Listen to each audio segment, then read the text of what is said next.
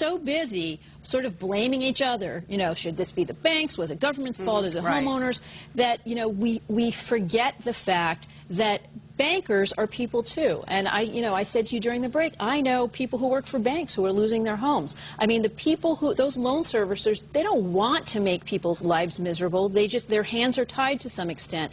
And I think that, you know, we're getting close to that time where we need to just get past this blaming and past this anger and recognize some of those issues. But you hit the nail on the head. And one of the things that this new initiative does is it gives loan services a little bit more discretion, because what happened was these loans, and we've talked about this before, went through a process called securitization.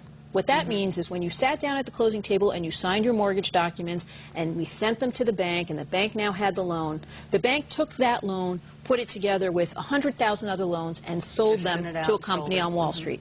Wall Street then created bonds, which are instruments that can be bought by investors, and those bonds were backed by the payments on your mortgages, on this pool of mortgages. They said, okay, we're going to pay X dollars return, and that money is going to come from all these payments that we get in on all of these mortgages from Mr. and Mrs. Smith in Tampa and in Des Moines and all over the place.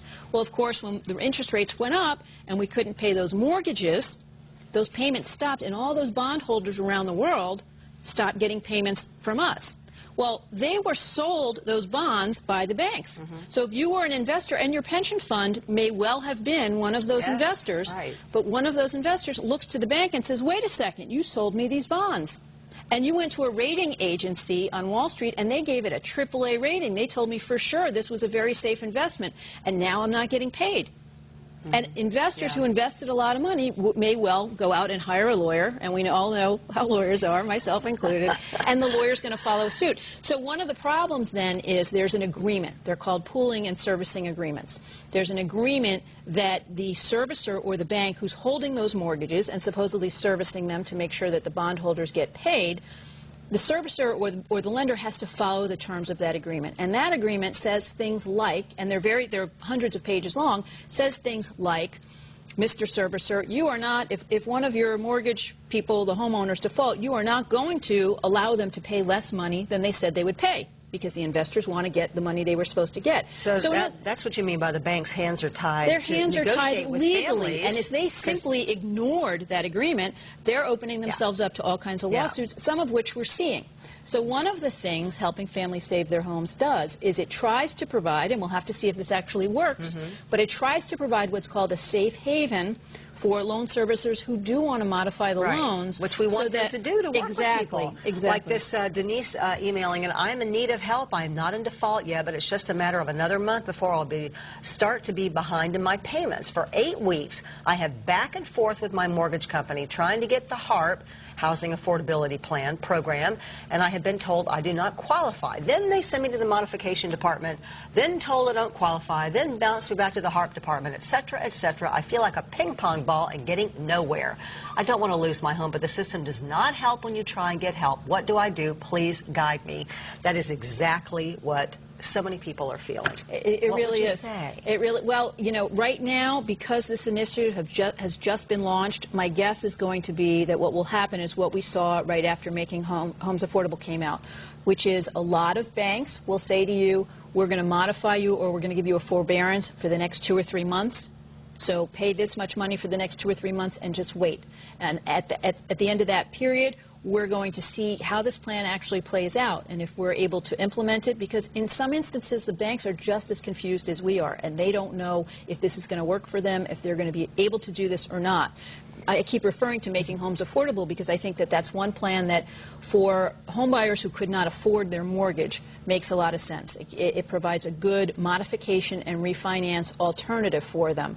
And it's just really now starting to take synergy and to make some difference. But I think that this is going to be very similar. This will fine-tune some plans, and 3 months from now, I think some of these things may apply to some of our viewers. Let's take a break and find out exactly what sort of circumstance you'd have to be in to be eligible for some of this help down the road. We'll be right back.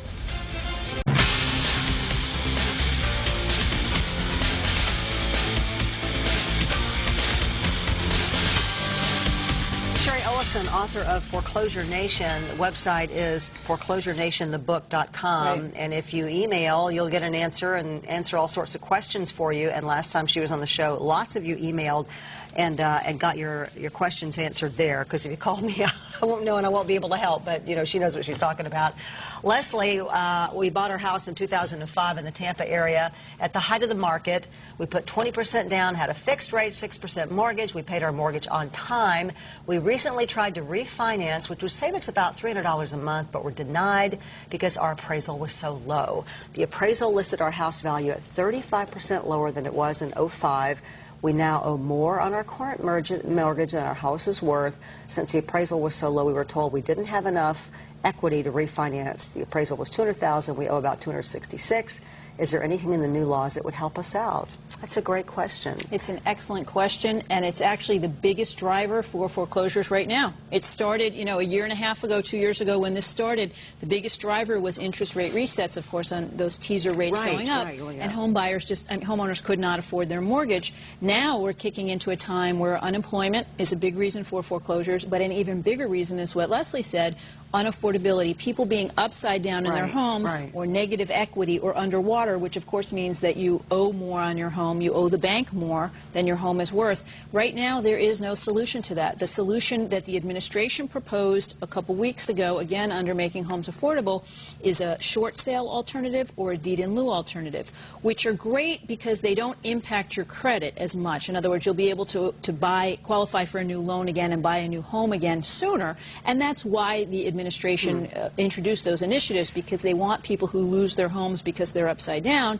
to be able to get back into the housing market. But it does nothing for someone like Leslie who wants to keep their home and who can afford to keep their home, but just has to ask themselves, is this something I want to do? Because does it make sense for me to pay $250,000 for a home that's worth $150,000? And in fact, this was something that we saw happening about a year and a half ago. It started. There were people sort of under the radar screen who would be giving the bank their home back and then literally buying the home next door for $100,000 less. This has become more of an open issue now. There are 20 million people in the country who are underwater. So certainly the administration is going to have to figure out a way to deal with people who are underwater. The problem is that the hot potato is that extra principal amount.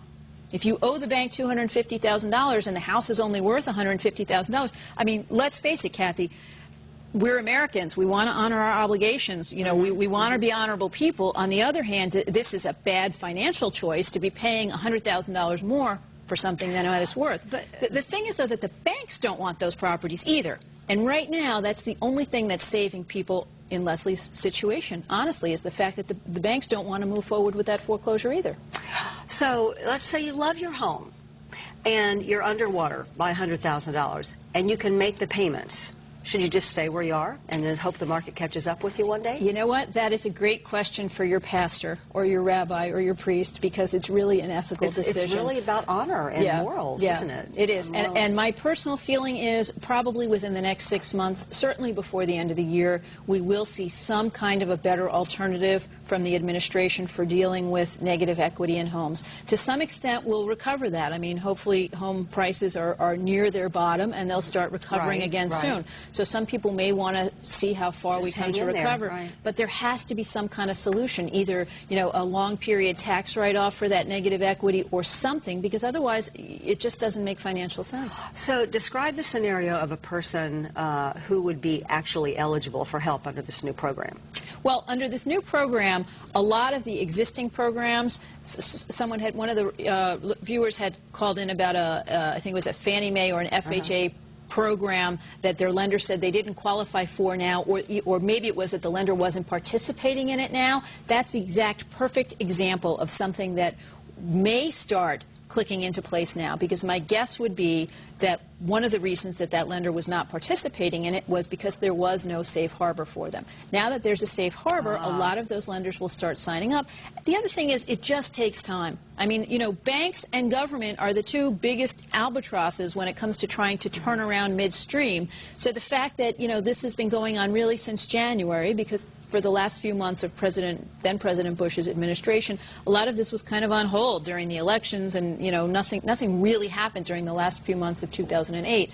But a lot of the servicers and the lenders are getting on board with this now. I had mentioned 75% are signed up now under Making Homes Affordable. So we can expect a lot of those situations to turn around.